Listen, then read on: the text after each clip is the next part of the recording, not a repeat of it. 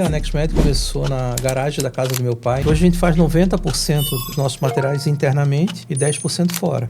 Um orgulho, né? Falar que a NextMed é uma produtora nacional, que está fazendo equipamento médico nacional. A gente vê que a NextMed, depois que ela se juntou à P1, ela está muito mais bem posicionada, ela está aparecendo mais em redes sociais, muito bem assessorada nesse quesito. De maio do ano passado, com a nossa parceria com a P1 até hoje, nós já levamos 80 médicos para treinar na Ásia.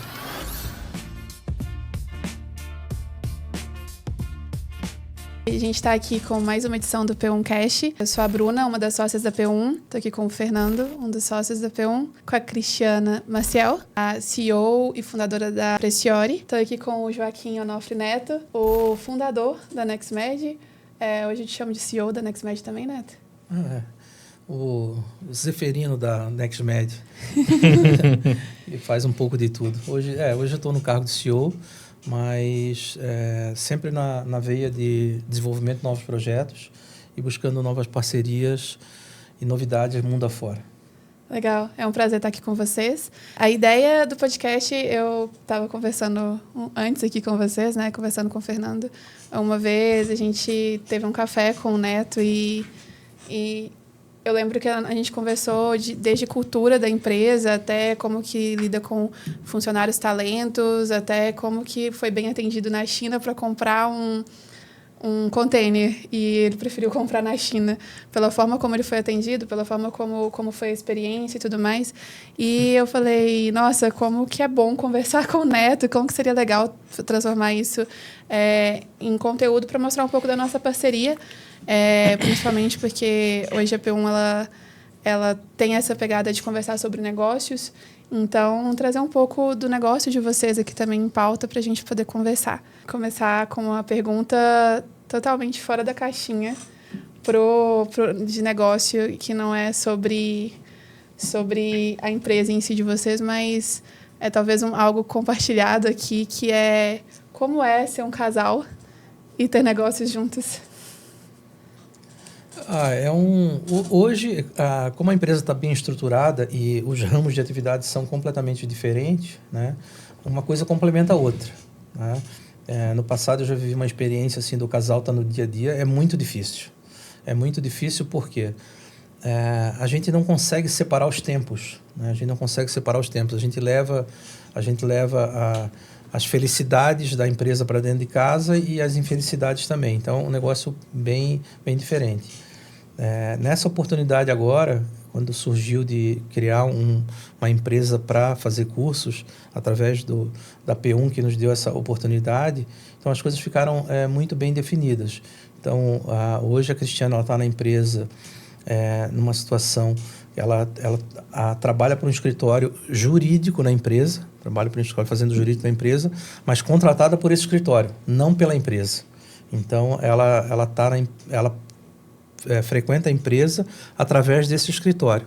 Então, dentro da empresa, hoje, ela não tem um cargo dentro da empresa. Ela trabalha com o pessoal jurídico e com os cursos, que também é externo, ela complementa o que a empresa precisa. Então, isso é muito bacana, que a gente troca essas experiências, falando, chegando em casa, deixando a porta fechada, não trazendo os problemas para dentro da empresa. Porque senão é muito difícil. É muito difícil. Se as coisas não estiverem muito regradas,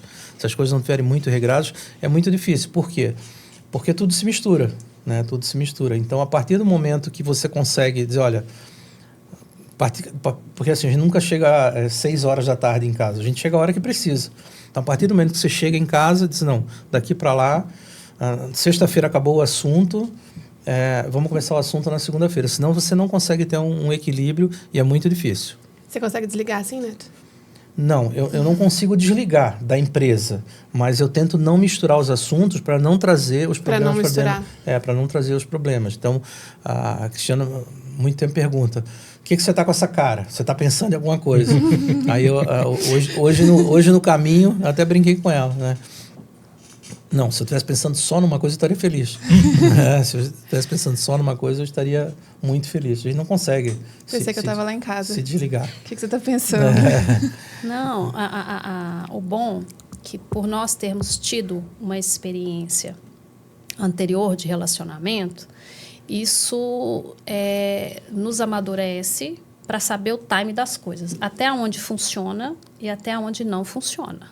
Detalhe, a gente às vezes chega, comenta algo, mas a gente, de empresa, de negócio, mas a gente sabe voltar para a nossa família. E esse assunto que surgiu de empresa, ele não consegue nos afetar, né? Porque a gente sabe o botão do time direitinho. Aí, quando a gente vê que está falando, a gente só finaliza ali, não, e vai. Então, assim, a gente hoje sabe até onde funciona e até onde não funciona. Não é que a gente não vá falar dentro de casa. O barato da coisa é você saber entrar num assunto e saber sair dele dentro da sua casa. Porque as duas coisas, às vezes, ela não tem como você tirar 100% de dentro de um relacionamento. É igual vida de parente fora. Por mais que você não queira se envolver, você se envolve, mas se envolve neutramente e sai da forma melhor que tem para sair. Então, acho muito bacana essa interação da gente. A gente nunca chegou a brigar, nem discutir por conta de divergência de pensamento de empresa. E a gente tem uma linha de pensamento muito bacana, né? Eu, com o meu escritório terceirizado dentro da empresa dele, fazendo o papel de gestão de risco e também, com hoje a Preciore, fazendo a organização dos cursos, a gente consegue manter uma harmonia bacana entre as coisas, né? A gente não deixa que uma coisa desarmonize a outra, né? Mas é isso aí. Quer saber minha opinião? Eu sei sua opinião. Sua opinião é que não tem como dividir. No nosso caso, pelo menos, é muito difícil. Porque a gente, não sei se é uma coisa minha também, que igual o Neto falou, se eu estivesse pensando em uma coisa, tava ótimo, né? Uhum. Mas não, então eu oscilo entre a gente tá conversando negócio de casa, de repente a gente volta pro trabalho, vai para casa de novo, volta. Então fica essa coisa misturada, os assuntos muito misturados. Não chega a dar briga, mas dá algumas discussões bem calorosas de empresa também. De empresa a gente tem mais essa questão de discutir, ter ideias diferentes. No relacionamento, não, né? Muito raro. Não dá tempo. Sim, não dá tempo. Mas a gente tem uma facilidade muito grande de convivência. Eu acho que é por isso que funciona. Então, acho que nesse caso flui. E às vezes eu sou um pouco mais mãezona dos meninos. Então, tem hora que eu me pego defendendo o time demais. E ele mais apontando para como que tem que estar seguindo a empresa. E aí... essas são as horas que às vezes a gente tem umas divergências de empresa. Sócio sempre intercala, né? Quando um tá calmo, o outro tá nervoso. Quando tá nervoso, um tá calmo. O principal, não existe receita de bolo, tá? Às vezes a receita que eu faço, pra mim dá super certo. Se eu te passar a receita, você fala, Cris, essa receita não deu, faltou alguma coisa. Desandou. Não é minha mão, desandou. Né? Eu falo que a vida não é uma receita de bolo, né? Para cada um vai dar uma pegada. Você vai ter que pegar e falar, olha, eu coloquei isso aqui a mais, deu certo. Eu acrescentei isso, deu certo. Isso aí vai... e vai muito da vivência de cada um, igual você falou, né? Por vocês já terem tido essa vivência, você já sabia até onde ir. Bom, eu queria saber um pouquinho da história da NextMed. Repete aí que você gaguejou. Eu queria saber um pouquinho da história da NextMed, como começou. E você um dia falou sobre ser a NextNeto e como que isso transformou em NextMed. Na realidade, a NextMed começou na garagem da casa do meu pai, em Navegantes. Ela começou como uma distribuidora de materiais médicos em Navegantes, Santa Catarina, de uma mesa de MDF cortada a serrote e, por coincidência, pintada dessa cor azul, que era a única lata de tinta que eu tinha na casa. Tem foto? Não tenho foto. E na época até minha mãe disse, nossa, mas pintou de azul? Eu disse, mãe, não tinha outra lata de tinta para pintar. E a gente começou sempre... foi uma coisa sempre ao contrário. Eu ia nos hospitais perguntar o que eles precisavam comprar, né? Porque a gente não tinha produto para vender. Então, eu ia nos hospitais perguntando, o que vocês precisam comprar? E a gente começou com o Hospital Santa Catarina, em Blumenau, que nos receberam super bem. E de lá, eu conheci algumas pessoas e vim para o interior de São Paulo, nas fábricas, e disse, olha, eu preciso vender isso para o hospital. Né? O que você me paga de comissão, ou o que eu tenho que colocar em cima? E de lá a gente veio, depois eu recebi uma proposta para... Trabalhei numa empresa franco-alemã, que era uma empresa, a Maquet, que era uma empresa que vendia equipamentos para UTI, centro cirúrgico, mas já continuava com a NextMed. E aí eu recebi um convite para gerenciar uma fábrica de material de artroscopia no interior de São Paulo, em São Carlos. Aí, nessa interação, conheci São Carlos, e São Carlos é uma cidade assim que tem uma dinâmica muito diferente das outras cidades, porque tem 2 grandes universidades, tem a USP, a UFSCar, tem o Instituto de Física, tem o Instituto de Aeronáutica em São Carlos. Então, fiquei assim apaixonado pela cidade e pela inovação, por startup, tanto que a NextMed começou primeiramente em São Carlos, dentro de uma incubadora, que é o Parque Tech, que para quem não conhece, é o primeiro parque tecnológico da América Latina. Foi fundado em São Carlos. Hoje é coordenado pelo professor Silvio Rosa, que é um físico também, que a área física fez grandes nomes em São Carlos. Hoje a gente tem o Vanderlei Banhato, que é conhecido mundialmente, e está num sabático hoje numa Universidade dos Estados Unidos. Então eu vi esse movimento que tinha na cidade de São Carlos e essa mão de obra rica, né, que é difícil de encontrar. São Carlos hoje tem 1 PhD para cada 100 habitantes, que é o mesmo índice de Harvard e de Princeton. Caramba. Então é um negócio assim muito fácil da gente encontrar os PhDs na cidade. A gente brinca que faz reunião de engenharia na padaria, né? Encontra um professor dizendo, pô, tô com essa dificuldade assim, e eles são super solícitos, né? Então São Carlos criou esse ambiente muito agradável para os empresários na área, não só na área médica, mas em várias áreas. Hoje a gente tem lá o Parque Tecnológico Dama, a gente tem o Parque Tech, tem o Novo Lab, que para quem não sabe é um braço do Santander. Então toda a parte de P&D do Santander hoje está em São Carlos. A Serasa está em São Carlos. A Faber-Castell, que foi a primeira fábrica, é a única, aliás, primeira e única fábrica da Faber-Castell fora da Alemanha. Todos os motores de carro 1.3 da Volkswagen até 1.3 são feitos em São Carlos, na América Latina. Tem a Electrolux, que produz toda a linha branca lá. Então, assim, São Carlos tem várias empresas, e hoje a gente tem dificuldade para contratar pessoas que não têm tanta qualificação, né? Pessoas com qualificação a gente não tem dificuldade. O call center da Mafre hoje está em São Carlos, então eles foram para lá numa pegada só, criaram 2.000 vagas de emprego. Então, um negócio assim, bem rico nisso aí. E aí eu fui convidado para gerenciar essa empresa na área de artroscopia. Saí em 2007 e continuei com a distribuidora. Em 2007, a NextMed virou fabricante de material médico. Qual que foi nosso modelo de escolha? Nosso modelo de escolha foi o modelo da indústria americana, onde você desenvolve o produto internamente, você registra ele, conhece um pouco de venda. E até 2014 eu fazia toda essa parte fora do Brasil, né? Fora do Brasil, com pequenas quantidades. Então o que eu brinco era NetoMed, né? Porque eu comprava, eu vendia, eu tinha que desenvolver o produto e tinha que colocar o produto no mercado.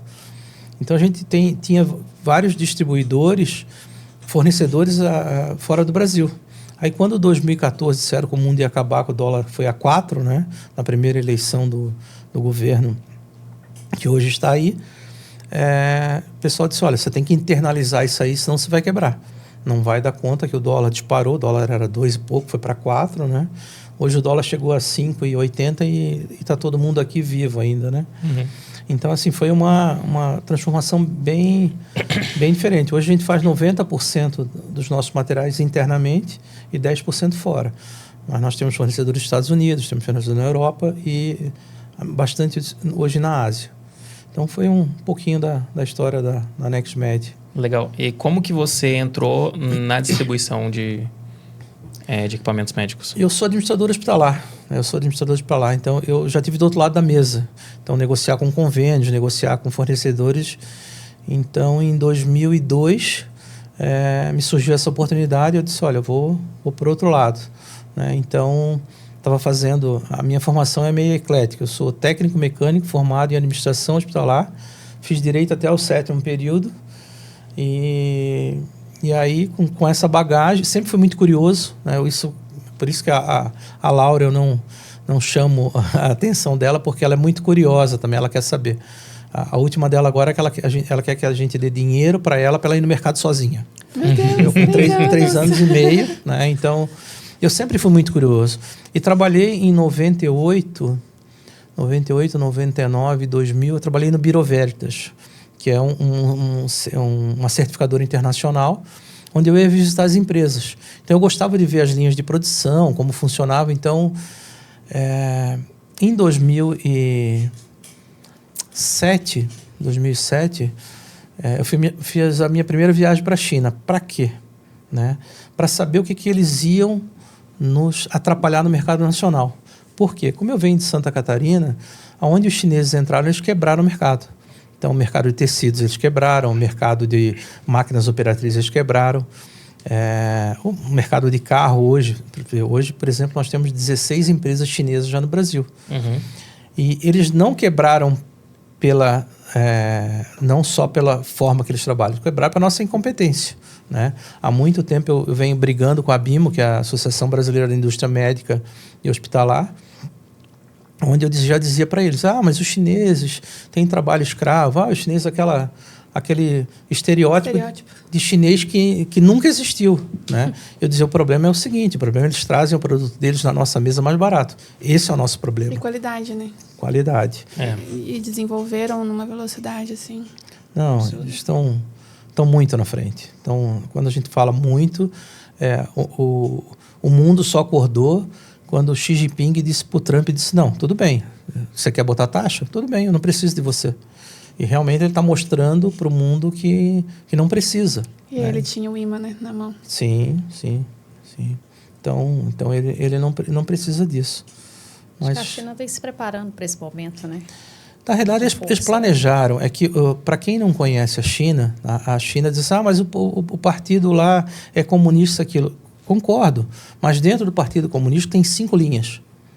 Eles se brigam entre eles. Quem ganhar tem que cumprir o que está escrito.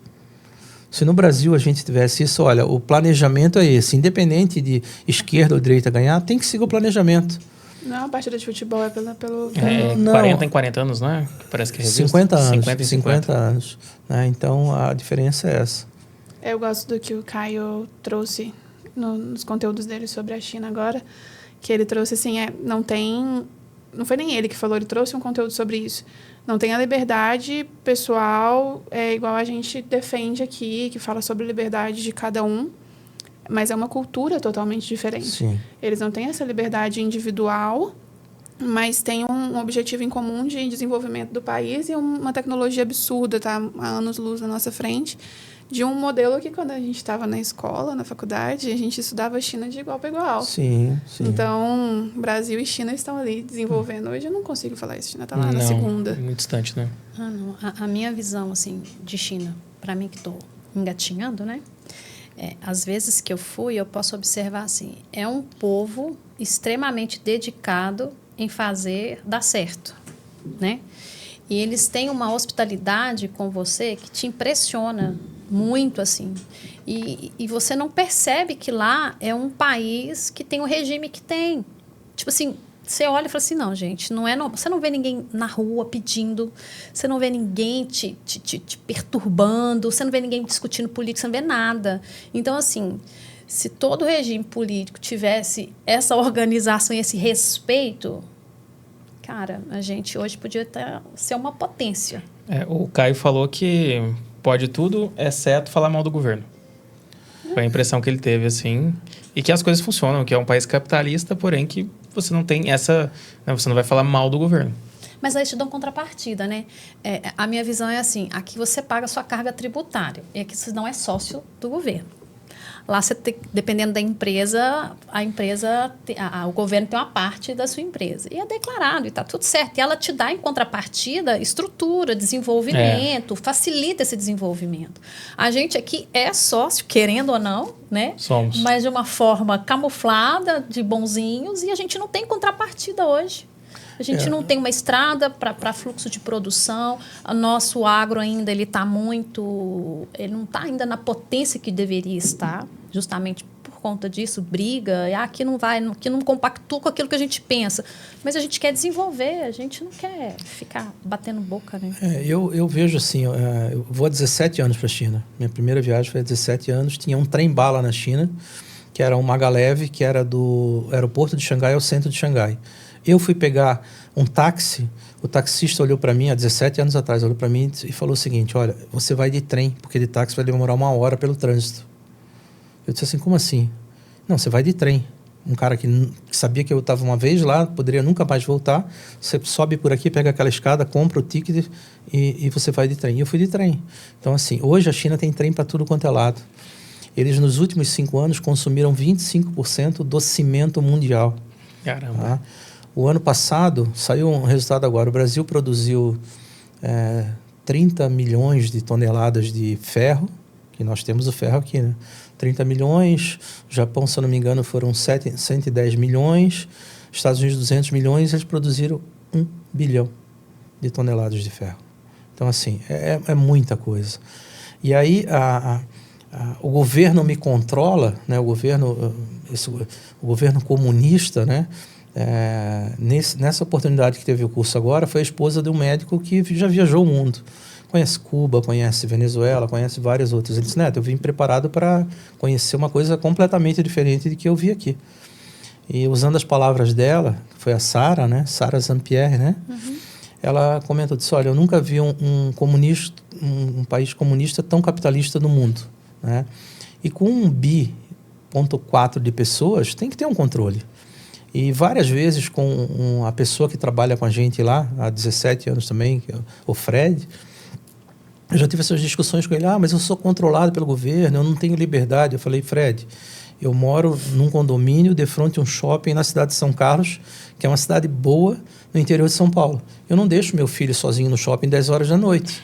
Então, assim, você é controlado, mas quem está preso sou eu. Então, nós vivemos hoje eu ando com um carro blindado, a nossa casa tem as grades altas, então assim, a gente vive preso e o comunista vive solto. Então, assim, essa ideia de tudo que eles passaram, e foram massacrados. Se você for ver há 90 anos atrás, for ver buscando não só a bomba atômica, mas buscando também o ataque de Nanjing, se você for procurar, mataram 300 mil pessoas, os japoneses mataram 300 mil pessoas numa guerra. Então, assim, são guerras internas que tem lá que não chegam para a gente, sabe? Agora, o dia a dia deles, como a Cris falou, a primeira vez que ela foi comigo, eu disse, olha, vai ser um negócio chato, eu vou visitar a empresa, eu vou visitar uma indústria, vai demorar o dia inteiro.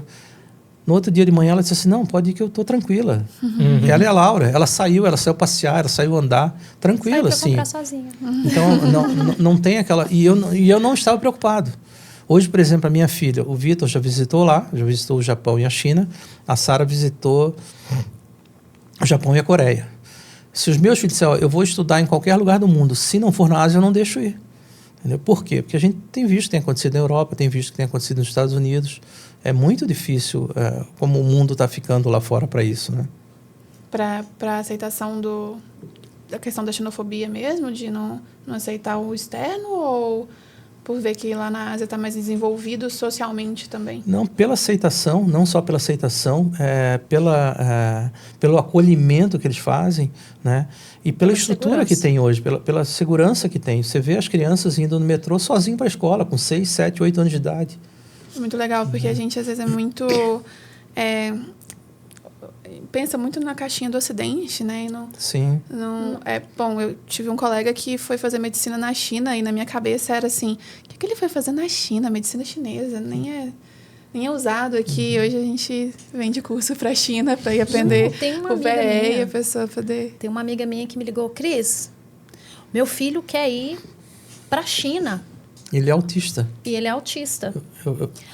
Aí a gente que é mãe, eu também sou mãe autista. Aí ele falou assim, mas a gente que é mãe, assim, você sabe que a gente quer. Eu falei assim, olha, se você falar para mim entre China e a cidade que nós moramos, que é São Carlos, eu falo que São Carlos está oferecendo muito mais risco para ele do que a China, porque lá é um país extremamente seguro, é um país que te respeita, sabe? Não te olha com um olhar assim, porque você é diferente. Muito pelo contrário, o olhar deles pra gente é eles pedem pra tirar foto com a gente. Pede pra tirar foto com a gente se sente um artista lá.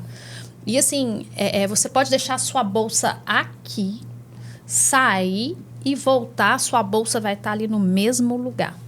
Você pode deixar sua bolsa pendurada aqui. Mas assim, a gente sai de bolsa, a gente tem aquele costume de autodefesa que você se programa. Aí você põe a bolsa aqui e sai andando com a bolsa pra lá. Aí eu falo assim, o povo deve estar achando que eu sou, tipo assim, já vão achar que vão me roubar aqui. Eu ia falar isso, eu não tenho nem ideia de como que é você sair despreocupado. Olha, se você com sair roubo. para um país, igual, o Neto fala assim pra mim, eu tenho vontade de conhecer a França. Hoje eu não tenho mais. Eu não. Porque lá é extremamente inseguro, né, para você sair. Aí eu olho assim e falo, não, hoje eu prefiro ir à China. É uma viagem demorada, sofrida, mas compensa pela segurança. Porque aquela paz que a gente tem de sair todo mundo junto, você não ter preocupação que vão bater sua carteira ou que vão te assaltar. Isso, para quem puder ter essa experiência de ir para um país seguro, que você possa deixar a sua bolsa aqui e caminhar à noite tranquilamente, sem problema de alguém fazer Sem alguma horário, coisa com você. sem horário. Sem horário. Eu, a primeira vez que cheguei na China, a gente chegou com o fuso trocado. Então, 5 horas da tarde, eu estava dormindo. Acordamos 1h da manhã, eu e um amigo, o Mauro, que hoje está nos Estados Unidos. Vamos comer. O que a gente vai comer? Não conhece nada, porque o nosso intérprete ia chegar no outro dia. A gente foi no McDonald's, né? Mesmo McDonald's, pedi um lanche, veio 2. Porque não tinha intérprete. E aí, cheguei no concierge, perguntei, disse, como é que eu faço para comer alguma coisa agora? Ele perguntava, o que você quer comer? Eu disse, não, qualquer coisa, mas e agora? Ele não entendia o que eu estava pedindo e eu não entendia o que ele estava me dizendo, porque, não, ele disse, não, pode ir em qualquer lugar. Sei que a gente estava numa rua em Xangai, tipo Oscar Freire, 1h da manhã, dentro de uma loja da Porsche, aberta, caminhando. Então, assim, e a gente olhava para os lados, tudo, e o pessoal olhava para a gente, por que vocês estão tanto olhando para os lados, né? Super seguro. Xangai hoje é um São Paulo organizado. No mesmo nível de prédios, no mesmo nível de economia, é um São Paulo organizado. Legal. E, na verdade, tem 2 questões.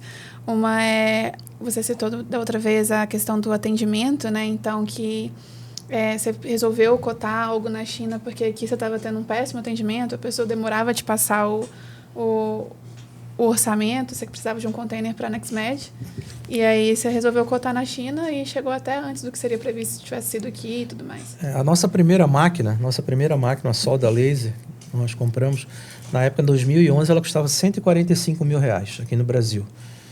E, como eu falei, sou sempre muito curioso, eu pesquisando com a internet, aquela coisa, eu disse, nossa, mas uma máquina dessa custa $11 mil lá.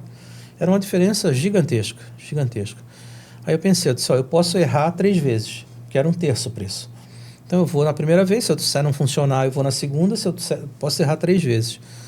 Aí foi muito engraçado, eu pesquisei, cheguei lá, fui visitar a fábrica. Eu disse, não, mas eu vou pelo menos visitar a fábrica para... porque chinês manda pedra para a gente. Sempre que você vai fazer alguma coisa nova, tem aquelas pessoas que te ajudam a atrapalhar, né? Então, não dá certo, é perigoso, aquela coisa toda. Aí, beleza, fui na fábrica, cheguei na fábrica, ele falou, Neto, você pode me esperar um pouquinho? Eu disse, por quê?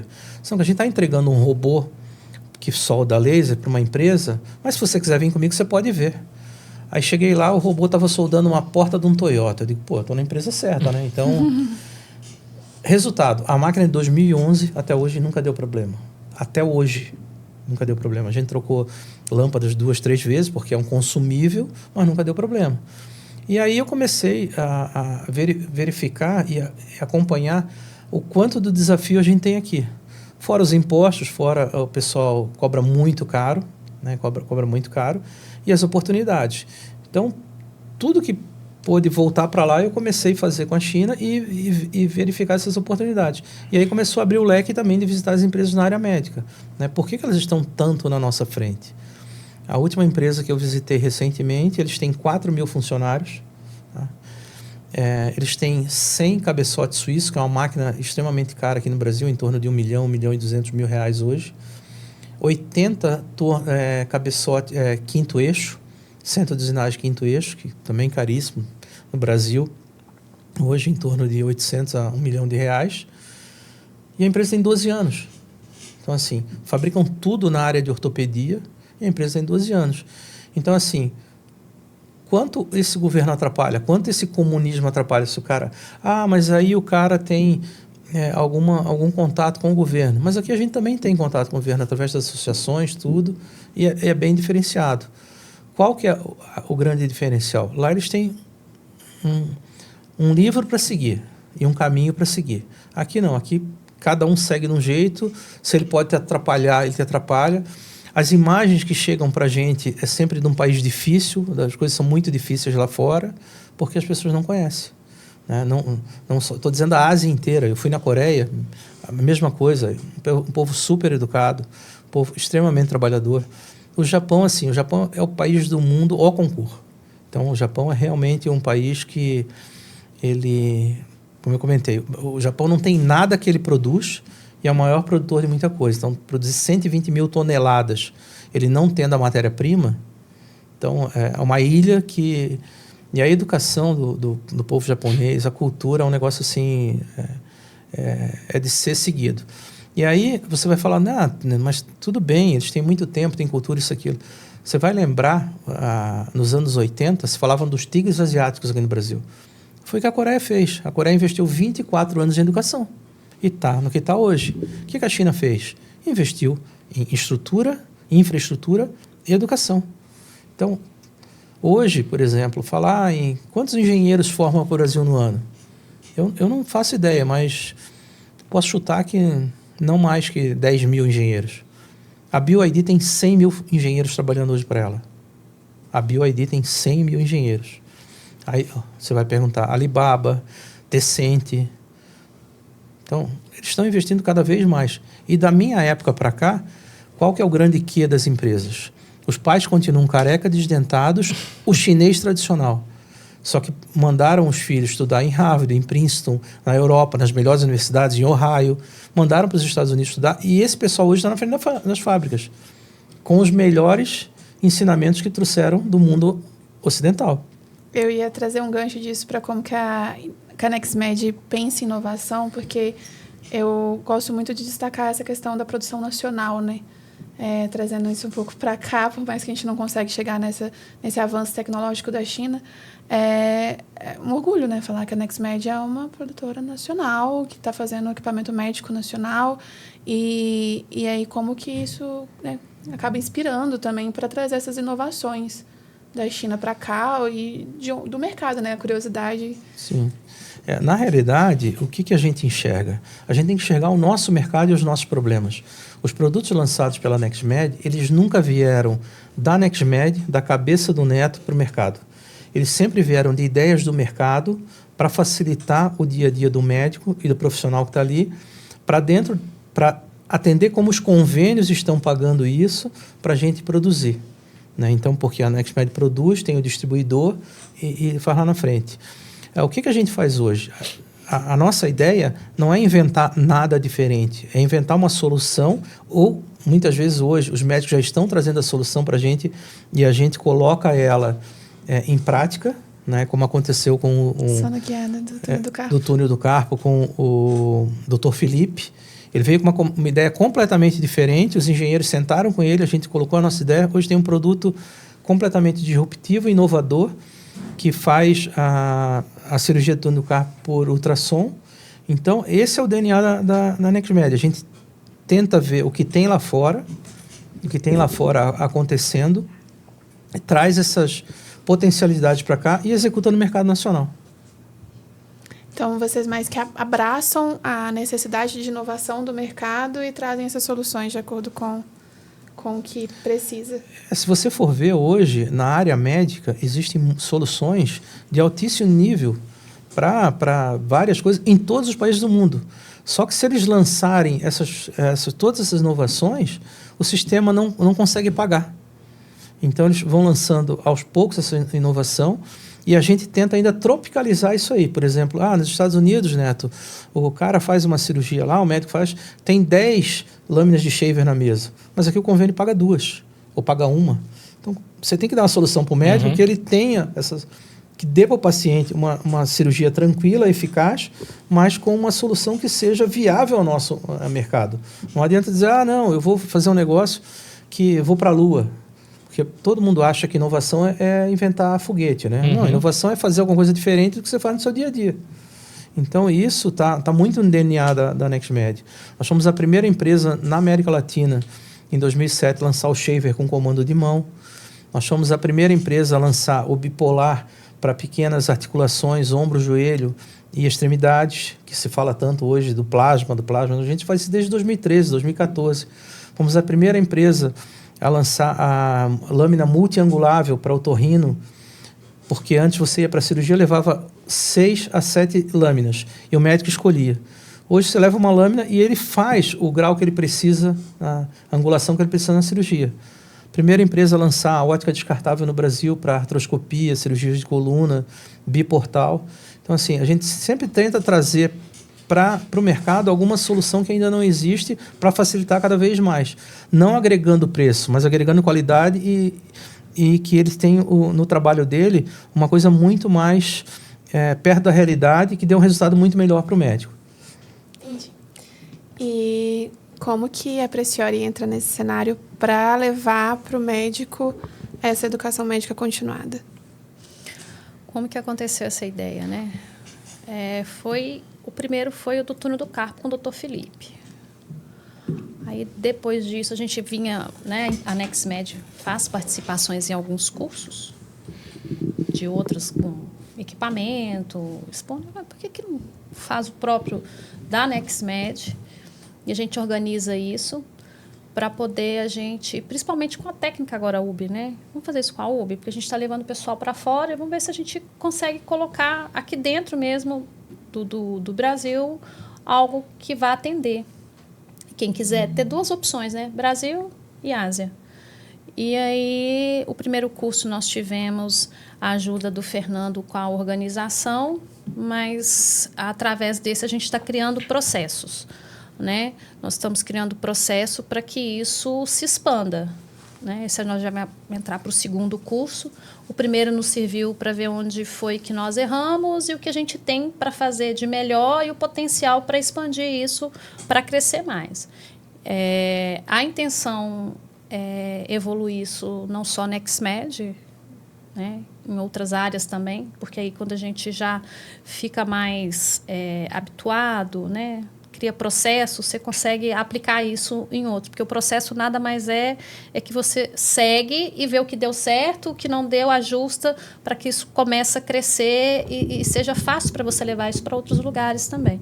A nossa parceria com a ITC ela é importante porque hoje esse instituto, ele não só aqui em São Paulo, mas fora também em outros estados, Brasília, Belo Horizonte, já tem parceria, já vamos também, sempre vai, a NextMed vai em cursos lá, né?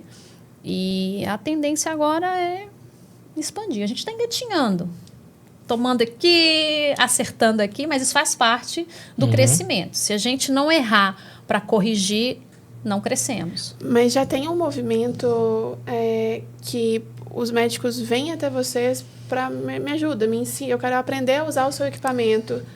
E aí, acaba que ter um curso está relacionado a isso também, né? Então, vem cá. Então, vamos aprender com o equipamento da NextMed. No caso, quando a Preciore está organizando o curso da NextMed, né?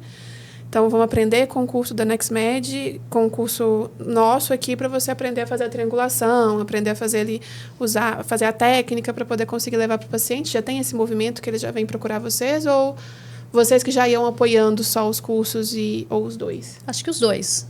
Né, Neto? Os dois. Acho que os dois fizeram com que a Preciore colocasse essa ideia, está desenvolvendo essa ideia. Porque eles têm, né, essa dificuldade, ou às vezes para adaptar, e pega, né?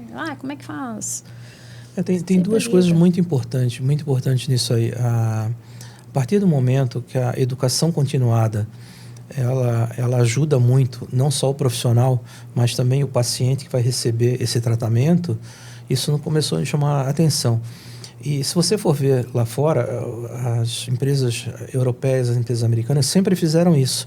E no Brasil, por o mercado tratar o material médico como um material de segunda linha, um material que não era tão bom quanto os importados, antes da pandemia isso acontecia muito. E o pessoal começou a ver, o mercado começou a ver da potencialidade que tem o mercado nacional. Hoje, por exemplo, a gente tem preço para exportar para a China. Então, a gente consegue, em algumas áreas, a gente consegue brigar com eles. Então, a partir do momento que começaram esses treinamentos, né, começaram os cursos de ombro, joelho, pequenas articulações, começaram a crescer, os médicos viram que, poxa, eu não preciso sair para ir lá fora. Eu não preciso pegar... Porque, assim, uma viagem internacional, o profissional liberal, né, ele perde 8 a 10 dias. Ele não está trabalhando, ele não está ganhando. Então, isso é muito importante. Já os cursos realizados no Brasil, a gente consegue fatiar eles e usar em etapas. Então, 2, 3 dias a gente consegue fazer isso. Com a aproximação com a P1, né, que isso eu queria deixar bem claro aqui, antes da P1, a NextMed não estava nas redes sociais, a gente não tinha nada nessa área e não sabia como fazer. E, diferente das outras empresas que tentam fazer tudo internamente, a gente sempre tenta estar perto do melhor, sempre buscar o melhor para que consiga fazer isso. Quando vocês mostraram uma estrutura para a gente, como as coisas funcionavam, né, e eu falo que o ganha-ganha é uma situação muito, muito bacana para todo mundo, a gente começou a criar esse ecossistema. Esse ecossistema criado, a gente viu uma necessidade interna na NextMed ter um departamento para cursos também. Entre ter um departamento e criar a Preciore completamente autônoma, não deixar ela só vinculado à NextMed, como a Cristiana falou, de buscar outras alternativas, isso se torna uma empresa saudável, porque senão ela fica só dependendo da NextMed e dos cursos da NextMed para sobreviver. E com a estrutura que a P1 deu, principalmente de trazer novos entrantes nisso aí, ficou muito mais fácil para a gente. Então, hoje, a gente divide da seguinte forma: os cursos internacionais, a NextMed ainda suporta isso. Por quê? Porque lá está todo o material, está toda a expertise da NextMed, e os cursos nacionais com a PU e com a Preciore. Isso foi um ponto muito importante e um ponto de inflexão que mudou a estratégia da empresa. Hoje a gente vê que os nossos concorrentes estão nos copiando. Então, quando a gente... Várias pessoas que não faziam Instagram, que não faziam matéria, isso, aquilo, a gente vê hoje um ou outro fazendo dessa forma, né? E tentando seguir. Então, isso é uma coisa bacana, que a gente saiu na frente mais uma vez, né, nesse ponto. Legal. O importante é que até os nossos ministradores também, né, cresceram juntos, e a gente vê que outras empresas também têm procurado, porque tem dado certo, né?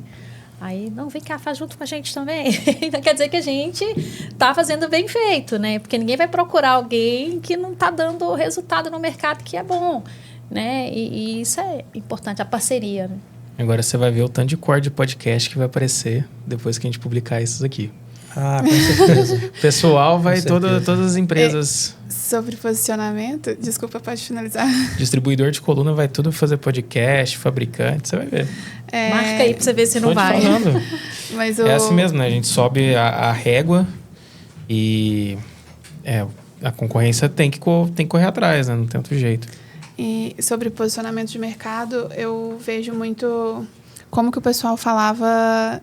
Como que foi importante o posicionamento da NextMed, assim, puxando um pouco quem está vendo de cá, né, do lado de cá dos cursos, que se perguntava, né, mas a NextMed vai ter um curso no Brasil? Não, a NextMed leva para a Coreia, porque já era disseminado, assim, a NextMed leva para a Coreia e para a China, depois Pioneira. com a China. Pioneira, então já era, todo mundo já sabia, NextMed leva para a Coreia. Aí quando começou a ter no Brasil, não, vai ter no Brasil também, não, então peraí, deixa eu ver, onde vai ser, como vai ser. Então... a gente viu criando essa cultura de a NextMed está preocupada em ensinar a Biportal e vai levar lá na Coreia com o pioneiro. Agora na China, porque onde você pode realmente experimentar com o material daqui. Sim. E aí é esse caminho assim mesmo que a gente observou e viu esse posicionamento de mercado. É engraçado você ver o alcance, né? E o barulho que faz as campanhas. Que muitas vezes as pessoas do mercado, né, que às vezes até público-alvo, chega na gente e fala: vi que a NextMed tem um curso na China, vi que a NextMed está fazendo curso fora do país. Né? E depois, quando começou a ter também aqui no Brasil, mesma coisa. Então, a gente vê que, assim, faz barulho mesmo, que o pessoal acaba tendo acesso. Está chegando no público certo, né? E não é porque o Neto, eu sou meio suspeita para falar. O Neto ele tem uma visão de mercado que vai além de muitos que é da mesma área que ele. Ele pensa além da casinha, sabe? Hoje a gente não vê, muito raro você ver um CEO de uma empresa fazendo esse circuito que ele faz, sabe? Brasil, Ásia, e constante, buscando 14 anos, né? 17 anos. 17 anos que ele vai. Então, assim, você vê essa troca de experiência, de vontade de querer aprender, de trazer o que é bom. Isso é a diferença que traz o mercado. Aí veio a P1 e deu uma notoriedade maior ainda para a NextMed nesse quesito. Assim. É outra, né? Eu acho que o posicionamento da marca, como você leva essa marca hoje nas redes sociais, isso é importante, que rede social hoje é importante, não adianta você falar que não, mas é. Né? Hoje a gente vê que a NextMed, depois que ela se juntou à P1, ela está muito mais bem posicionada, ela está aparecendo mais em redes sociais, né? Muito bem assessorada nesse quesito. Na realidade, que eu sempre falo, a gente tem que profissionalizar. Não adianta, a gente não tem como fazer tudo, não vai aprender a fazer tudo.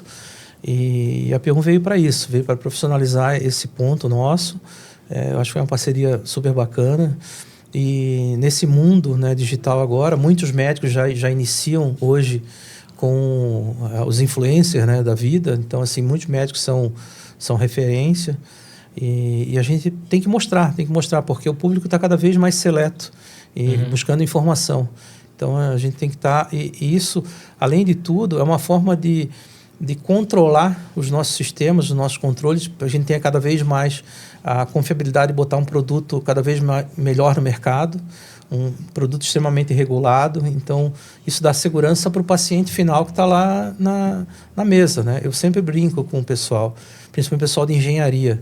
Eu disse, posso colocar no mercado? E eles como eles não têm essa pegada de mercado, eles dizem, não, mas por quê? Eu disse, pode ser minha mãe que está lá na mesa. Eu não sei quem vai estar lá na mesa. Então, assim, a gente faz isso com muito carinho, pensando na pessoa que está lá. E trazendo também, a partir do momento que a gente consegue ter alguns bons frutos, trazendo para o social. A gente faz doação de material para fazer cirurgia no SUS. A gente faz doação para a Santa Casa de materiais que a gente produz. Então, assim, eu acho que não pode ser uma via de uma mão única. A gente tem que estar sempre trazendo alguma coisa de bom para o mercado e trazendo também para o pessoal que precisa. Legal. Eu vou te fazer uma pergunta. Você está passando por um momento da empresa que você está, né, descentralizando a gestão, é isso? Isso. Como que tem sido esse processo? O que você tem visto de ganho? Esse processo é a máxima do mercado. Cara, contrata gente boa, paga bem, que você vai ter um time campeão, sabe? Então, foi muito difícil e assim... o que acontece? Eu nunca tive problema, né? Nunca tive problema de dividir, não só mando, como também resultado.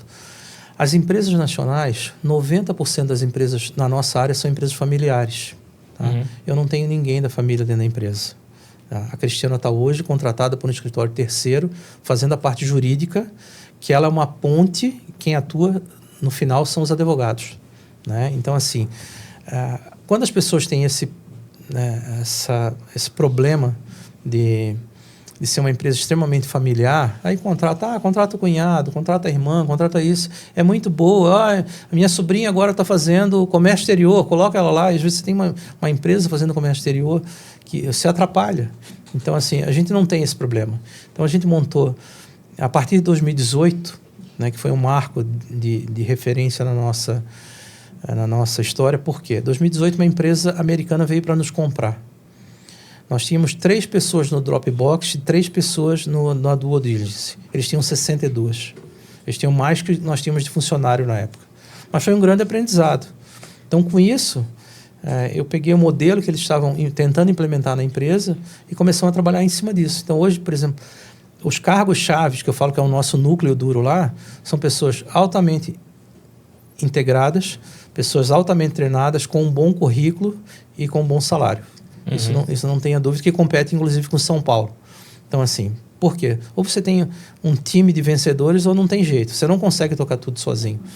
Então, eu consegui, com isso, vir mais para o estratégico, sair da venda, sair da operacionalização do dia a dia, ficar escovando, como o pessoal fala, e vir mais para o estratégico, onde continuo conseguindo desenvolver produtos com inovação, procurar as inovações e estar junto com esse pessoal treinando para ver o dia a dia do treinamento dos médicos na Ásia.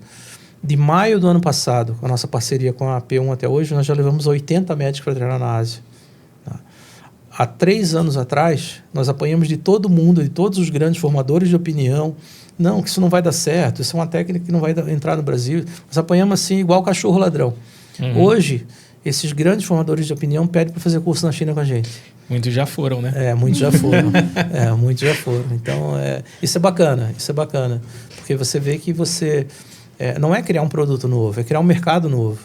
Então, e hoje, do jeito que o mercado está se comportando, não é uma moda, é uma necessidade. Por quê? Cada vez mais os planos de saúde estão apertando, os convênios estão apertando os distribuidores, que estão apertando os médicos. Então, você tem que dar uma alternativa para que eles possam continuar fazendo uma cirurgia de excelência, com material de excelência, dentro do que está sendo pago e planejado aqui. Porque senão vão parar de fazer cirurgias de coluna no Brasil da forma endoscópica, vão voltar para a forma tradicional. Por exemplo, hoje tem plano no Brasil que não autoriza cirurgias endoscópicas, só cirurgias abertas. Estão fazendo muito oblíquo, né? A Sim. de ATP, eu vi falar, porque não está liberando as endoscópicas, então faz a aberta pela frente. Sim. É um regresso, né? Não, um regresso, você vê aí o tempo de internação no hospital é muito maior, o resultado para o paciente para voltar ao convívio social é muito pior, demora muito mais tempo, o tempo de fisioterapia, de coisas. Então, hoje uma endoscopia de coluna, você, às vezes, dependendo do caso, você entra de manhã e sai à noite do hospital. Já uma cirurgia aberta, você fica uma semana, 10 dias no hospital. 24 horas já estão fazendo os primeiros movimentos, Sim. né? Eu acho que nem a gente sabia da dimensão como ela é, porque eu acho que muito disso fica intrínseco, né? Porque muito da relação que existe, a gente tem uma relação aqui de venda de curso, mas a gente vê que chega também pessoas que às vezes querem equipamentos, a gente passa para o time de lá e tudo mais, e eu sei que acaba que a relação do distribuidor com vocês e com o médico vai ser maior. Sim. Então, isso até nos cursos presenciais aqui no Brasil, a gente vê que a relação do distribuidor, ela fica um pouco mais alta que a gente tenta vender pelo WhatsApp. Então, assim, talvez até essa dimensão a gente não tinha tanto. E para mim é uma honra, para te falar a verdade, porque olhando para a história da NextMed, como vocês veem a empresa e como vocês veem essa questão da inovação, de abraçar o mercado, como vocês veem a sociedade, como vocês veem a questão que vocês falaram da China, para mim é uma honra fazer parte da história da NextMed. Usando uma frase do meu falecido pai, que foi um grande... Meu pai, ele foi fundador do município de Navegantes, tinha a segunda série primária, tá? Um leitor assíduo, escritor de livro, né? E ele falava das poucas coisas que ele pôde. Nossa família sempre passou muita dificuldade, foi uma família de classe média baixa, meu pai nunca teve carro, pra ter uma ideia, né? Eu acho que nem bicicleta teve. Então, e ele trazia umas coisas assim muito lúcidas para a gente e de aprendizado. Ele disse: filho, se você não pode ajudar, então não atrapalha, né? Então, as coisas que a gente faz, né, e o reconhecimento, isso tem muito intrínseco na área médica hoje, principalmente nas grandes indústrias nacionais. Todo mundo quer ser pai de filho bonito. Quando o filho é feio, ninguém quer ser pai, né? Então, na empresa a gente tem uma coisa muito clara, que é a meritocracia. Então, já aconteceu casos da pessoa estar 8, 10 anos na empresa e nunca viajou comigo para o exterior. E chegar uma pessoa, um encarregado, chegar um diretor, está no setor dele, está desempenhando o papel dele e nunca ter viajado para fora do país, como aconteceu, né? O Marcelo Corda, por exemplo, é um deles que nunca tinha viajado para fora do país e comigo para a China, uma feira de máquinas. Por quê? Porque eu não conheço. Não adianta dizer que eu conheço superficialmente, mas quando a pessoa for falar realmente do que a máquina faz, como faz, isso, aquilo, tem que ter um especialista nisso. Então, a NextMed é muito de meritocracia mesmo, sabe? A gente sempre visa isso. E um produto, quando é lançado, né, E aí eu estou falando isso para justificar a P1. Quando o pessoal me pergunta, como é que vocês fazem as mídias sociais? Eu falo, a P1 que faz para a gente. Eu não invento. E a maioria das vezes, na nossa área, os nossos concorrentes, não. Isso eu tenho uma pessoa muito boa dentro da nossa empresa. Isso eu faço dentro da nossa empresa, porque a minha filha se formou nisso, o meu filho se formou naquilo, entendeu? Os melhores sempre são os filhos. Então, assim, na nossa área. E isso distorce. Então, pode ser que esse modelo um pouco diferenciado, né? Porque quem me conhece sabe que eu tenho um grande defeito. Eu sou bocudo e falo. Né? Independente do que... E meu pai falava um negócio muito diferente, né? Meu pai, não, filho, a nossa família é de jogar merda no ventilador. Se der algum problema, foi acidente de trabalho, porque foi nós que jogamos, entendeu? Então, ele sempre falava assim. Então, eu trago isso de berço, trago, assim, uma coisa muito bacana e tento colocar isso no dia a dia, sabe? O pessoal fala, que você é meu chefe. Não, eu sou um colaborador de vocês, que a gente está aqui o tempo todo. Eu tento envolver. O ambiente da empresa é muito bom. A gente teve agora uma empresa querendo se aproximar, um grupo muito forte querendo se aproximar, e foram 2 auditores lá, ficaram 2 dias com a gente. Eu disse, Neto, é impressionante como as pessoas trabalham feliz. Hoje, com essa publicidade que a gente tem feito, chega currículo dos nossos concorrentes o tempo todo, sabe? O tempo todo. Tem empresas que pagam melhor, né? Mas eles dizem, não aguento mais esse clima aqui. Então, eu acho assim, quando você perguntou no início que nós começamos a falar, de trazer a família para dentro de casa, os problemas da empresa para dentro de casa, a mesma coisa na empresa, né? O cara ele passa, às vezes, a maior parte do tempo com a gente que com a família, né? Ele tem que estar num ambiente, pelo menos que ele goste de fazer, um ambiente agradável que ele possa trabalhar. E São Carlos tem uma pegada muito grande para essas coisas das startups, dos parques tecnológicos. Então, isso é um negócio muito bacana lá. Ele me fez querer morar em São Carlos. Não inventa, a gente lá, acabou a mudança esses dias. Quando a gente foi lá, ele falou assim, você não vem querer morar aqui, não. E eu não fiquei, eu fiquei tranquila. Aqui parece Uberlândia, gostosinho e tal, mas tá tudo certo. Mas é mais perto de Uberlândia. Hoje ele conseguiu. Nesse assunto eu não opino. Todo lugar que eu viajo com a Bruna, ela fala assim, e se a gente morasse aqui? É isso aí. Todo lugar. Então, eu já falei, não começa, não vamos... Mas você está em vantagem, a Bruna, e se a gente morasse aqui no Brasil? Eu falo para eles, e se a gente morasse aqui em outro país? Não, mas... Porque a gente ainda não foi, mas assim, se a gente for, certeza. Tudo quanto é lugar. Nós temos depoimentos, assim, dos últimos 4 médicos que foram, que são impressionantes, sabe? São impressionantes. Depoimento do Caio, assim, enriquecedor. Depoimento do Dr. José Augusto, do Dr. Gustavo Rios, doutor André Pagotto. E, por coincidência, o doutor José Augusto Malheiros e o doutor André Pagotto levaram as esposas, né? E, foi uma surpresa, assim, para elas. Foi uma surpresa para elas, porque elas achavam que ia ficar dentro do hotel o tempo todo e visitaram, passearam, foram na Grande Muralha da China, que é um negócio assustador, né? Porque você chega lá... Foi a primeira vez em 17 anos que eu fui. Aí você chega lá, eu curioso, né? Como é que o cara trouxe essas pedras aqui para cima? Uhum. Porque a gente vai de bondinho, vai de tudo, né? Mas, como é que o cara conseguiu construir isso aqui? E é a única hoje das maravilhas do mundo que se consegue ver da Lua. Se consegue ver do espaço. Então, assim, estou pensando, como que o cara trouxe essa pedra aqui? Como é que ele fez isso aqui? Tudo organizado, tudo lapidado direito, entendeu? Um negócio impressionante. Agora também eu quero ir na China. Mas só não pede pra morar lá. Não, mas é certeza. Se for, é garantido. Acaba com o Fernanda, em todo lugar que ela vai. Mudança todo mês. Ai, gente, obrigada pela presença de vocês. Obrigada a você pela oportunidade. Cris, quer fazer um convite pro curso? Um convite pro curso, né? Vamos ter agora um curso de UB nos dias 10 e 11 de outubro, no ITC Jardins. As inscrições estão abertas e as vagas estão acabando. Para você que queira fazer a sua reserva, dá tempo. Procurar a P1 também, direto, que eles também estão fazendo a inscrição. Maravilha. Site do NextMed. Cris, você falou que é uma segunda edição. A gente está trazendo as melhores partes desse primeiro curso, né? Para esse. Segue o mesmo escopo ou a gente chegou a pegar? Uhum. Inclusive, já estão confirmados 5 staffs, né? Dr. Bernardo Aramuni, Dr. Marcos Severo, Dr. Ian, Dr. Minsu e Dr. Juliano Dias, já estão confirmados. Devo trazer também do Rio de Janeiro, que foi treinar com a gente na Coreia e hoje já está fazendo, o Dr. Camilo Cabu, para estar nesse curso com a gente. Grandes nomes. Maravilha. Quem quiser treinar, se aprofundar na técnica UB. E depois tem aquele happy hour, né? 2 dias de curso. Sim. Evento muito legal. Happy hour é na sexta, tá? E um detalhe muito importante, junto com esse curso, a NextMed está oferecendo pela primeira vez, um curso para instrumentadores para a técnica UB. Então, nós temos... Tem essa procura, o pessoal chega, eu posso levar meu instrumentador, eu sou instrumentadora. Então, nós estamos criando, são 30 vagas, tá? Então, qual foi a data? Foi na sexta-feira. No dia 10 do 11. No dia 10.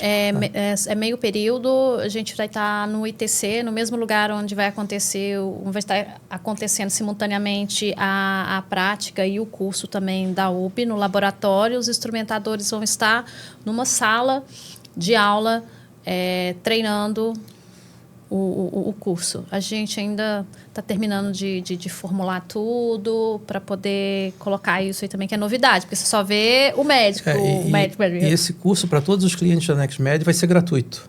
Tá? Para os fora da NextMed, a gente vai passar o ticket para vocês também. E o grande quê desse curso? Primeiro, desmistificar o que é o UB, né? Para os instrumentadores. Por quê? Normalmente são eles que estão o dia a dia com o médico o tempo todo. Né? Então, para ajudar a desmistificar e para eles saber também que os instrumentos vão estar lá disponíveis, todo o material vai estar lá disponível para eles ter noção do que é, o que é cada instrumento daquele. A dinâmica da cirurgia. Então, assim, para deixar eles muito bem à vontade para isso, vai ter um coffee break, vão ter os brindes lá para eles também, certificado também. Então, esse é um negócio... Um start que deu dos instrumentadores foi na primeira edição do curso, que teve um parceiro que levou... alguns médicos, e na estação ele colocou uma instrumentadora na ponta. E ali eu fiquei observando aquela instrumentadora, a dinâmica que ela estava fazendo, e ele nem estava pedindo, né? Ele terminava, ele já sabia o que ele ia pegar na próxima. Já conhece a rotina. Como é bacana, e isso é importante no centro cirúrgico, né? Você ficar pedindo ali, o médico está tão concentrado num procedimento que é tão delicado, qualquer erro é crucial, custa a mobilidade do paciente, né? Aí eu falei, gente, a gente podia investir nisso. A gente fechou uma estação para um distribuidor com 4 médicos, mas posso levar? Não, vamos fazer o seguinte, quem fechar a estação com 4 ou 5 médicos, leva o instrumentador para estar ali junto, observando, sabendo a ordem. Aí surgiu o start da ideia. E nessa área é muito engraçado que os médicos gostam de competir pelo tempo. Em quanto tempo você fez a cirurgia? Mas não tem tempo que se reduza se o instrumentador não estiver integrado com o médico. Por quê? Ele sabe os passos da cirurgia, já sabe o que o médico vai pedir. Então, tem muito médico que já dá a mão assim, ele já sabe o que vai vir na mão dele. Se eles não tiverem integrados, que é aquilo que eu falo de ter a sintonia, né? Sintonia um com o outro, a cirurgia demora muito mais. Isso não tenha dúvida, porque o médico tem que pedir, o instrumentador tem que procurar, tem que achar, colocar para o médico ele usar, e assim um para o outro. Então, quando eles estão integrados, é muito mais fácil, flui muito melhor. Sensacional. É um tango na sala cirúrgica, sabe? Tem que estar bem sincronizado para poder a dança. E muitas vezes é um instrumentador que dita a regra, né? Porque é isso mesmo, ele está só fazendo assim. Até questão de escolha do material. Então... Bem bacana. É isso. Legal, acho sensacional. A gente já vê essa procura às vezes acontecer, a pessoa querer um ticket menor só para levar o instrumentador e muito legal essa iniciativa, principalmente para o parceiro NextMed. E por ser instrumentador também, até aqueles que têm o curso de instrumentação e queira participar, ter a oportunidade também de estar participando por conta própria também, aquele que quer crescer sem parceria, né, sem estar sendo patrocinado por um distribuidor, por um médico, a gente também está dando essa oportunidade. E muitas vezes o instrumentador não tem nem condições de conhecer um centro como é o ITC, um centro de treinamento onde pode fazer várias outras coisas. Então, assim, quando a gente fala em inovação, né, então é a primeira vez que uma empresa, uma fábrica, está fazendo um curso de biportal no Brasil para instrumentadores na área de endoscopia. Verdade. Obrigada pela presença e a gente espera para mais podcast, mais conversa. De nada, eu volto no próximo, tá? Tá bom, eu te espero aqui no próximo. Então tá bom. Mas vamos nas próximas, depois de ter mais experiência com os cursos ou essas novas questões que a gente está fazendo de outros cursos, de outras áreas que forem vir, ou dos instrumentadores, por exemplo, a gente traz um review aqui também. Daqui a pouco a gente vai ter o início da história, né? Aqui, olha, como tudo começou. E depois, quando isso tiver já num patamar, assim, bacana, sabe? Glória assim. a Deus. Voltando a falar do meu falecido pai, que foi assim, um grande pensador nesse ponto, ele sempre falava, o bom mentiroso tem que ter uma boa memória. Então, você tem que contar a história e mostrar como realmente você fez, né? Porque senão fica tudo na falácia, né? Foi uma honra compartilhar esse momento com vocês. Muito obrigado pela oportunidade e espero que as coisas cada vez mais aconteçam para a gente, né? A gente tem se empenhado muito, como a Cris falou, esse ano eu já fui 6 vezes para a China, né? Então a gente tem se empenhado muito para quem vai é cansativo, eu brinco que eu vou ali, né? O pessoal fala, né, tu vai esse final de semana? Eu vou ali na China. Né? Então, e o pessoal, meu filho foi e disse, nossa, pai, eu não sei como é que você aguenta, eu vou ter acabado com 17 anos, 18 anos. Então, alguns distribuidores nossos também foram e disseram, nossa, eu não aguento. E aí chegam com o fuso trocado, é muito engraçado. Não, é importante. Uma menina de 3 anos não reclama. A Laura já foi 2 vezes. Que dia que nós vamos pra China de novo? Papai, vamos pra China de novo? A Laura já foi 2 vezes. Pra então, ela tudo é festa, tá com vocês. E o fuso dela é... Mas agradeço mais uma vez e tenho certeza que a gente vai trilhar um caminho bacana junto e mais virão. Maravilha. Obrigado, pessoal.